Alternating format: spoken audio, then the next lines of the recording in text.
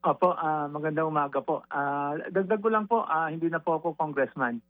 Okay po, sige po. O sige, Sir Opo, Arnel opo, T ng LPGMA opo. noon. Sa ngayon po, sino na po bang Regasco representat po, Regasco. Regasco. Okay, sige po. Sir Arnel Opo. T, pag-usapan lang po natin ito sa pananaw po ninyo. Ito nga patuloy na tumataas yung presyo po ng LPG sa bansa. Gaano po kalaki ang epekto nitong tensyon sa Middle East sa presyohan po ng LPG natin? For the month of March po ay wala pong effect ang kaguluhan sa Middle East sapagkat before nangyari po yung kaguluhan, noong March 1, nag-anunsyo na po ng presyo ang Saudi Aramco na kung saan lahat po kami rito sa Pilipinas na nag-i-import ay yan po ang sinusunod nating presyo. Wala pong paggalaw na ginawa ang Saudi Aramco. So ibig sabihin, roll over po yun. Kaya po itong buong buwan ng Marso ay wala pong paggalaw ang presyo ng LPG. Oo, for the whole month of March po yan. Oo, magkano po iyon sa ngayon? Ang SRP po ay nakabase po sa kanya-kanyang brand. Halimbawa, sa amin po sa Regasco, naglalaro po ang SRP namin sa NCR ay nasa 970. Pag nandun naman po sa mga ilang probinsya, mga 1,050 po. Yun po yung range po ng aming SRP. 1,050 po sa mga probinsya, 970 pesos dito sa Metro Manila. So, sa inyo po ito, pero pagdating sa ibang branch or brands, nag-iiba po ang presyohan. Tama po yung Sir Arnel, ano? Opo, pero hindi naman ho nagkakalayo. Halos nandun lang po yan, from Oo. 970 to 1,050. Oo. You said for the whole month of March, wala po magiging epekto yung nangyayaring sigalot sa Middle East sa presyohan ng LPG. Come April, dito na po ba natin mararamdaman yung pagtaas ng presyo ng LPG? Opo, yan pong pagtaas or paggalaw na lang po siguro. Dahil yung pagtaas, hindi rin naman tayo nakakatiyak na magtatagal ito. Pagka kumupa ito, definitely po ang presyo po ng LPG pagdating po kasi ngayong summer season ay pababa.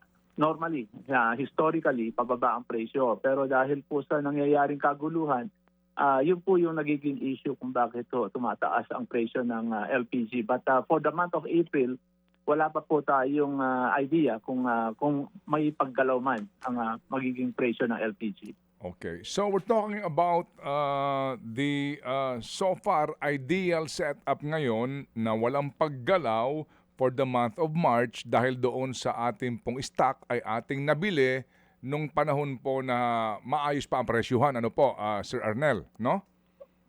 Tama po yun, Okay, sir. sige, okay, sige. So, ano ang mga factor na maaring magpagalaw sa presyo nito ngayon? Magpataas sa presyo nito ngayon?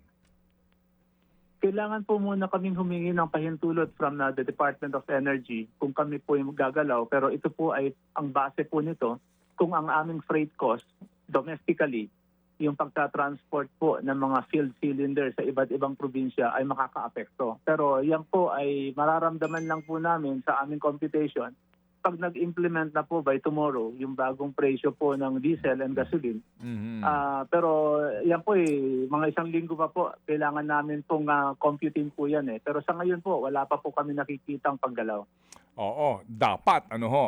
Pero doon po sa usapin po ng pagkaubos agad ng stock para po doon sa mga anticipating na baka lumubha itong problema, hindi maiiwasan po yan na meron pong sabihin na po na hindi naman hoarding pero pag marami po ang nag-anticipate po na baka magkaroon ng problema sa supply, kahit na pa isa-isang tangke lang po sa bawat bahay niyan, di ho ba? Paano po kaya yon? Ano ang effect nun?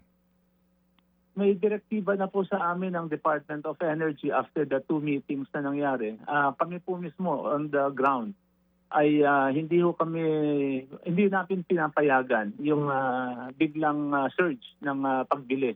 In the case of sa amin, sa side po namin, yung mga dealer namin, alam namin ang historical volume po nila for the past so many years. Mhm. Pag yan po ay gumalaw, pipigilan po namin ang pagkuha nila ng mas malaki kesa doon sa usual. Dahil hindi naman po ito, summer po ngayon. Normally, summer po bumababa ang demand. Dahil mainit ang panahon, hindi po ganong malakas ang lutuan pagdating po ng summer. Opo, yes sir, yes sir. Pero yun nga po, ano ho, paano ho makakasiguro ang DOE na hindi po nagkakaroon ngayon ng surge, no? para po doon sa mga may karinderya, sa mga hotels ano po na kinakailangan ng LPG na maniguro na mag-stock po na mas ng kumbaga ng at least for a month's use, ganun. Opo, number one po, yun hong 80% ng consumption po ng ating bansa is consumer, yung household. Mhm. At mararamdaman po naman namin sa character po ng ating mga household, yung matitipid nila kung sila ay bibili ng sobra ngayon ay mas magastos po kung sila ay bibili ng additional cylinder. Kaya po nakikita namin na wala pong magiging sitwasyon ng pagbili ng sobra Okay. sa kanilang pangangailangan. Opo, siya nawa. So, Sir Arnel, as we speak now, ilang araw ang ating LPG stockpile na lang? Opo. Ang nasa batas po ay 15 days. Pero base po doon sa naging inventory na po namin since last week, meron po kami isang buwan. So hanggang first week of April po ang aming inventaryo. Okay, sige. So again, para mas klaro po, ang ating inaasahan na aumento po nito sa presyuhan po ng LPG per 11 kilogram po na tangke ay pwedeng tumaas po siya doon sa freight cost na mangyayari sa mga paghahatid sa mga lalawigan, sa mga tatawid ng dagat o idadaan po na sa mga sasakyan o mga sa logistics cost, kumbaga po, yan ang ating inaasahan. Ano po, by starting, malalaman natin yan by next week. Opo, pero kailangan din ho namin ng approval ng Department of Energy pahintulot. Dahil sa ngayon po ay kahit po deregulated ang presyo, nagbigay na po sila ng direktiba sa amin na kailangan muna kaming humingi ng pahintulot sa kanila. Okay, sige po. Kayo ho, sir, sa inyo pong logistics sa Regasco, paano po ba ang inyo pong transaksyon? Sa inyo pong saan ba ang inyong mga planta? Saan ba ang inyong pinaka jetty? Opo, ang pinaka-terminal po namin ay nandito po sa Calaca, Batangas. Mhm. At meron din po kaming nandito po sa Pampanga area. So north and south area po ay meron po kaming terminal. Kaya po yung layo ng transport ay namamanage naman po namin. Ang issue na lang po yung dahil nga sa nakikintong malaking pagtaas ng diesel, kahit pa paano po may epekto yon, pero masisigurado ko po na hindi ganong kalaki ang magiging tama sa LPG. Okay, pero yung pong iba po, dinadaan sa barko, di po ba? Yun po kasing dinadaan sa barko ay nakakontrata po kasi yan. So far, lahat po ng aming supplier, foreign supplier, hindi pa naman po sila nagbibigay ng notice sa amin na sila po ay magdedeklara ng force majeure para po makapagdagdag ng presyo. Kaya itong Marso po, kampante po kami na wala pong mangyayaring pagpapabago ng presyo dahil hindi naman po sila nagdeklara ng force majeure. Opo. Yung pong Regasco, saan kumukuha ng supply, sir, sa abroad? Saan po kayo nang gagaling? Saan?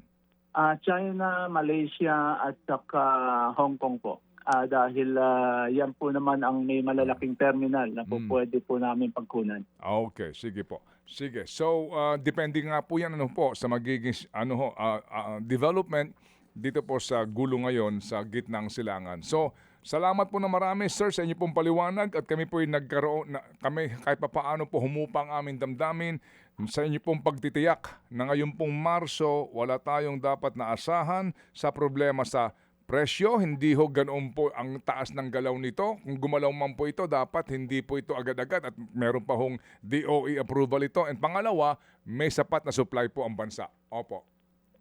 Opo, salamat po. Tama po kayo. Sige, salamat po, Sir Arnel T. Salamat na marami.